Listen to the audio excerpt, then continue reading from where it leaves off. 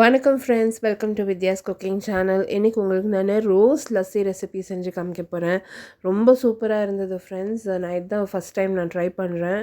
எனக்கு ரொம்ப நல்லா இருந்தது. இந்த சம்மருக்கு வந்து இதை நீங்கள் செஞ்சு பாருங்கள். ரிஃப்ரெஷிங்காக சூப்பராக இருக்கும். இந்த செய்முறை பார்த்துக்கலாம்.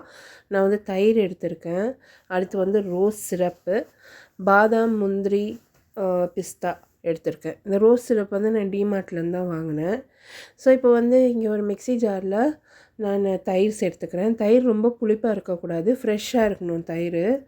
தயிரில் வந்து அந்த ரோஸ் சிரப் சேர்த்துக்கலாம். 2 பாதாம், 2 முந்திரி சேர்த்துக்கலாம்.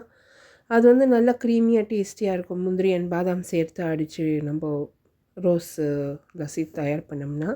நான் சர்க்கரை எதுவும் சேர்க்கல, அந்த சிரப்லேயே நிறைய சர்க்கரை இருக்குது. ஸோ இப்போ வந்து நம்ம இதை மூடி போட்டு நல்லா அடித்து எடுத்துடலாம். நம்மளோட லஸ்ஸி வந்து ரெடி ஆகிடும். இப்போ டைரெக்டாக கிளாஸில் சர்வ் பண்ணிடலாம்.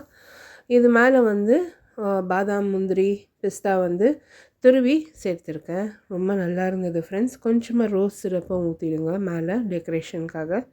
இப்போ இதை அப்படியே நீங்கள் சர்வ் பண்ணுங்கள். ரொம்ப டேஸ்டியாக ரொம்ப நல்லாயிருக்கும். சில்டாக இருக்கணும். சில்லாக சர்வ் பண்ணிங்கன்னா இன்னும் டேஸ்ட் ரொம்ப நல்லாயிருக்கு.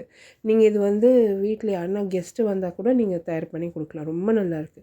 ட்ரை பண்ணிவிட்டு உங்களோட கமெண்ட்ஸ் எல்லாம் போஸ்ட் பண்ணுங்கள். இந்த மாதிரி வீடியோஸ் உங்களுக்கு பிடிச்சிருந்தால் மறக்காமல் லைக், கமெண்ட் அண்ட் சப்ஸ்கிரைப் பண்ணுங்கள். அடுத்த வீடியோவில் சந்திக்கலாம். தேங்க்ஸ் ஃபார் வாட்சிங். பாய்.